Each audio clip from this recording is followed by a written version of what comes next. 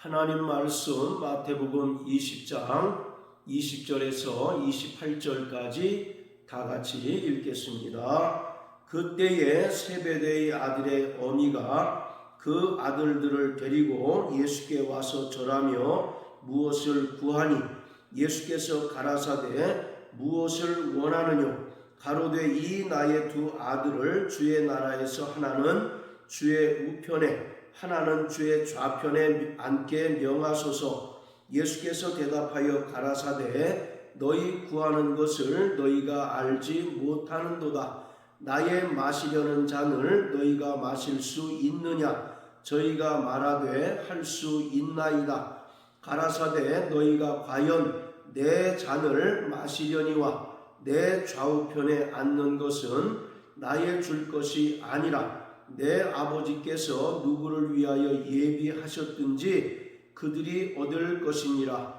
10 제자가 듣고 그 두 형제에 대하여 분이 여기거늘 예수께서 제자들을 불러다가 가라사대 이방인의 집권자들이 저희를 임의로 주관하고 그 대인들이 저희에게 권세를 부리는 줄을 너희가 알거니와 너희 중에는 그렇지 아니하니 너희 중에 누구든지 크고자 하는 자는 너희를 섬기는 자가 되고 너희 중에 누구든지 으뜸이 되고자 하는 자는 너희 종이 되어야 하리라. 인자가 온 것은 섬김을 받으려 함이 아니라 도리어 섬기려 하고 자기 목숨을 많은 사람의 대속물로 주려 함이니라. 아멘. 예수님께서는 이 땅에 고난의 종으로 오셨습니다. 예수님께서 이 땅에 고난의 종으로 오셔서 친히 십자가에 달려 죽으셨고 또 제3일에 다시 살아나심으로써 죄인된 인간들을 구원해 주셨습니다. 예수님께서는 하나님의 아들로서 영광을 받기에 합당하신 분이십니다. 또 예수님께서는 섬김을 받으시기에 합당하신 분이십니다. 그렇지만 예수님께서는 이 땅에 섬김을 받기 위하여 오신 것이 아니라 죄인된 인간들을 섬기기 위하여 이 땅에 오셨습니다. 예수님께서 죄인된 인간들을 섬기신 방법은 자기 목숨을 많은 사람을 위하여 대속물로 주는 것이었습니다. 이러한 예수님의 섬김으로 말미암아 인간은 죄에서 사함을 받고 또 그를 믿음으로 말미암아 하나님의 자녀가 되고 천국 백성이 되었습니다. 이처럼 예수님께서는 이 땅에 철저히 고난의 종으로 또 섬기는 종으로 오셔서 자기 목숨을 많은 사람들을 위하여 대속물로 내어 주셨습니다.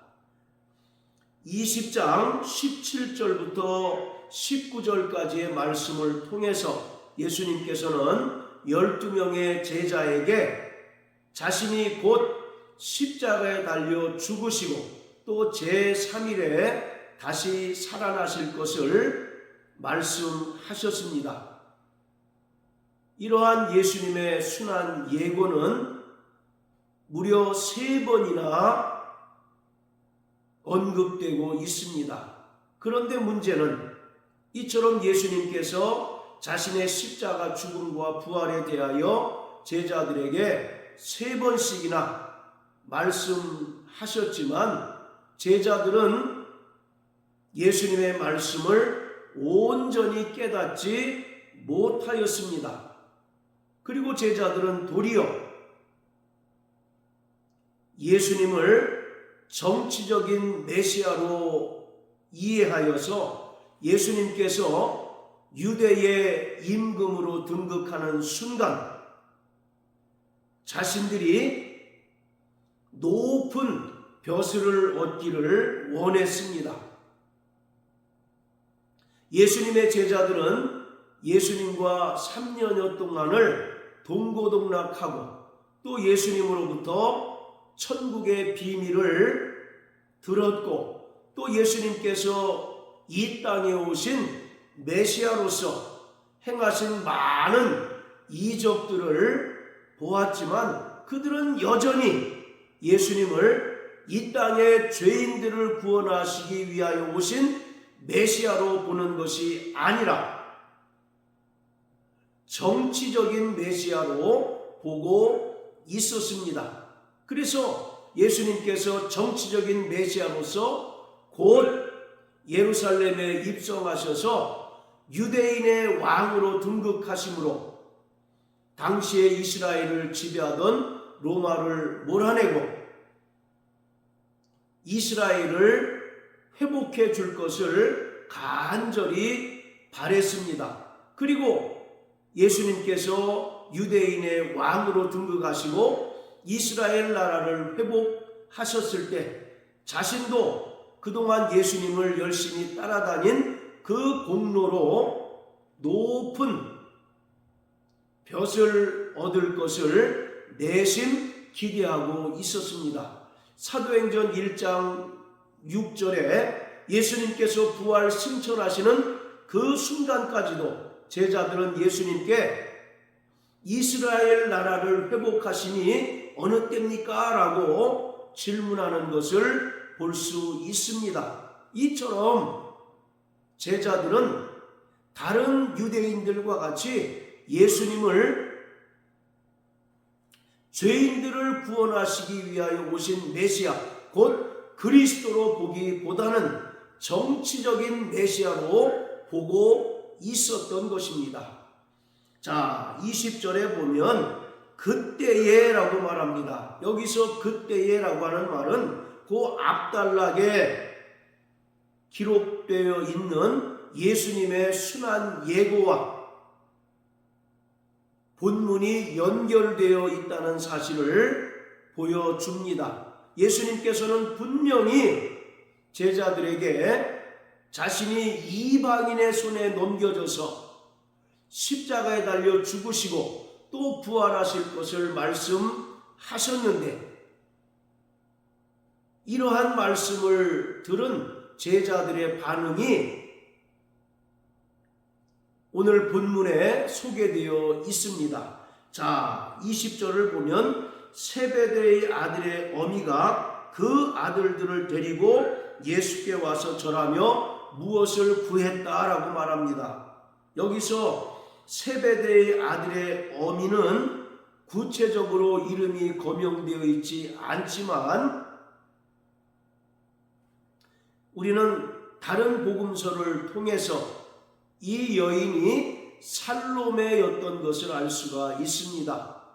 살로메는 정식 이름이 마리아 살로메입니다. 그리고 이 살로메는 예수님의 모친인 마리아와 친자매 간으로서 예수님의 이모에 해당이 됩니다. 그리고 이 살로메는 예수님께서 십자가에 달려 죽는 그 최종적인 순간까지 함께 했던 인물입니다. 이 살로메가 자신의 두 아들, 여기에는 이름이 거론이 되어 있지 않지만 야고보와 요한이라는 사실을 알 수가 있습니다. 자, 이 21절에는 이 살로메가 자기의 두 아들에 대하여 예수님께 무엇을 구했는지를 말하고 있습니다. 나의 두 아들을 주의 나라에서 하나는 주의 우편에 하나는 주의 좌편에 앉게 명하소서라고 요청합니다.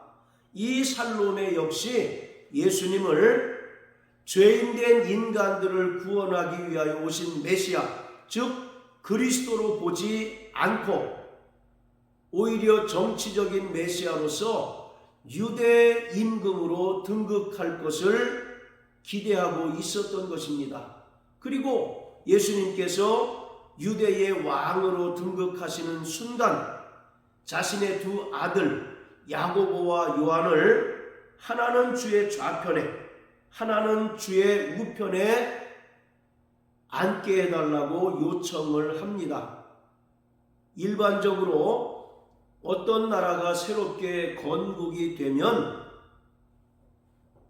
나라를 세우기까지 열심히 수고하고 헌신하고 또 역할을 감당했던 자들에게 논공행상이 이루어집니다. 각각의 그 일한 정도와 그 노력한 정도에 따라서 합당한 상이나 또는 직위가 주어지는데 바로 그것을 논공행상이라고 말합니다. 지금 살로메가 이것을 예수님께 요청하고 있는 것입니다. 예수님께서 유대인의 왕이 되셔서 이스라엘 나라를 회복하시게 되면 그동안 자신의 두 아들이 열심히 예수님을 따라다녔고 특히 12명의 제자 가운데 야고보와 요한은 그 중에서 많은 역할을 감당했기에 다른 10명의 제자보다 더 높은 자리에 높은 직위에 앉게 해달라고 요청하고 있는 것입니다. 이때 예수님께서는 너희의 구하는 것을 너희가 알지 못한다. 나의 마시려는 잔을 너희가 마실 수 있느냐라고 질문하십니다. 여기서 나의 마시려는 잔은 바로 십자가 고난을 말합니다. 마태복음 26장에서 예수님께서 제자들을 데리시고 겟세마네 동산에 오르셔서 땀방울이 핏방울이 될 정도로 간절히 기도하십니다. 무려 3번씩이나 예수님께서 하나님 아버지께 기도하시기를 아버지여 할만하시거든 이 잔을 내게서 옮겨 주옵소서. 그러나 나의 원대로 마옵시고 아버지의 원대로 되기를 원합니다 라고 하셨습니다. 이처럼 나의 마시려는 잔은 바로 예수님께서 이제 곧 당하셔야 될 십자가 고난, 곧 십자가의 죽음을 말합니다. 예수님께서 이렇게 질문하자 저들은 예, 우리가 할 수 있습니다 라고 답을 합니다. 그러자 예수님께서 23절에서 너희가 과연 내 잔을 마시려니와 라고 말씀하십니다. 이것은 예수님께서 야고보와 요한의 죽음을 이미 예견하신 것을 의미하고 있습니다. 야고보는 사도행전에 보면 예루살렘 교회의 12명의 사도 중에 최초로 순교를 당한 것으로 기록하고 있습니다. 이처럼 야고보는 칼로 목베임을 당하여 순교를 당하였고 사도 요한은 약 100세 가까이 살면서 하나님의 특별한 섭리에 의하여 그가 비록 순교를 당하지 않고 자연사를 했지만 요한계시록을 기록을 하였습니다. 이처럼 예수님께서는 야고보와 요한의 죽음을 미리 아셨던 것입니다. 그러면서 내 좌우편에 앉는 것은 나의 줄 것이 아니라 내 아버지께서 그들에게 얻게 하실 것이다 라고 말씀하셨습니다. 자, 그리고 24절부터 이제 그 이야기를 들은 10명의 제자들이 일으킨 반응을 기록하고 있습니다. 그들은 야고보와 요한이 예수님께 큰 벼슬을 높은 직위를 요청한 것을 알고 두 형제에 대하여 분이 여겼다라고 말합니다. 그러자 예수님께서 12명의 제자를 부르시면서 26절 27절을 통하여 너희 중에 누구든지 크고자 하는 자는 섬기는 자가 되어야 한다. 그리고 너희 중에 누구든지 으뜸이 되고자 하는 자는 철저히 종이 되어야 한다는 것을 말씀하십니다. 그러면서 28절을 통하여 바로 예수님께서 영광과 섬김을 받으시기에 합당하신 하나님의 아들이시지만 그는 이 땅에 철저히 고난의 종으로 오셨고 또 섬김의 종으로 오셨다는 사실을 분명하게 말씀하셨습니다. 천국의 가치관은 이 세상의 가치관과 분명하게 정반대인 것을 우리가 이 말씀을 통하여 분명하게 알 수 있습니다. 이 땅에서 큰 자는 많은 사람으로부터 섬김을 받는 자요, 또 많은 사람 위에 군림하는 자입니다. 그리고 이 땅에서 가장 낮은 자는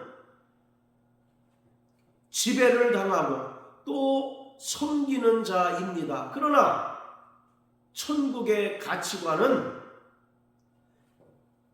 바로 지극히 낮은 자로서 섬기는 자가 천국에서 큰 자가 되고 이 땅에서 종으로서 섬긴 자가 천국에서 으뜸이 되는 자인 것을 예수님께서 말씀하셨습니다. 자, 18장을 보면 1절부터 4절까지 이때도 제자들이 천국에서 누가 더 큰 자인가 하는 문제를 가지고 서로 논쟁을 합니다. 그때 예수님께서 한 어린아이를 가운데 세우시고 이 어린아이와 같이 자기를 낮추는 그이가 천국에서 큰 자다라고 말씀하십니다.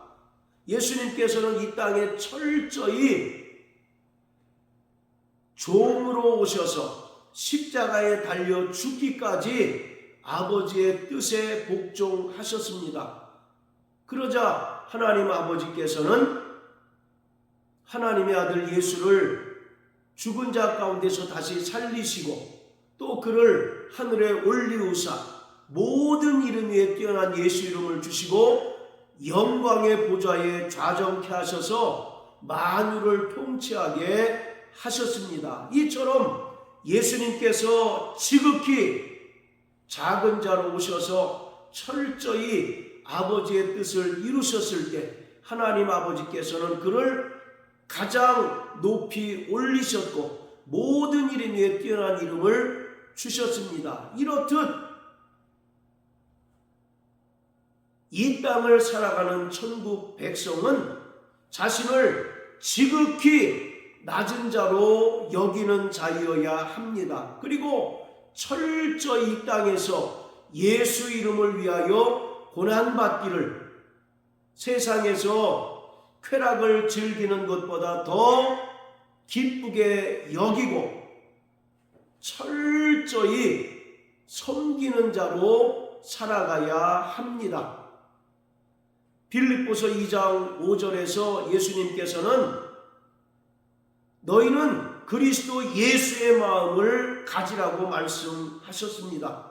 너희 안에 이 마음을 품으라 곧 그리스도 예수의 마음이니 라고 말씀합니다. 그는 근본 하나님의 본체로서 아버지와 동등되신 분이시지만 동등됨을 취할 것으로 여기지 않고 자기를 비워 종의 형체를 가지셨고 사람과 같이 자신을 낮추셨고 십자가에 달려 죽기까지 복종하셨습니다. 이러한 자들이 천국에 들어가게 되고 또 천국에서 큰 자요 또 으뜸이 되는 자라는 사실을 예수님께서 분명하게 말씀하셨습니다.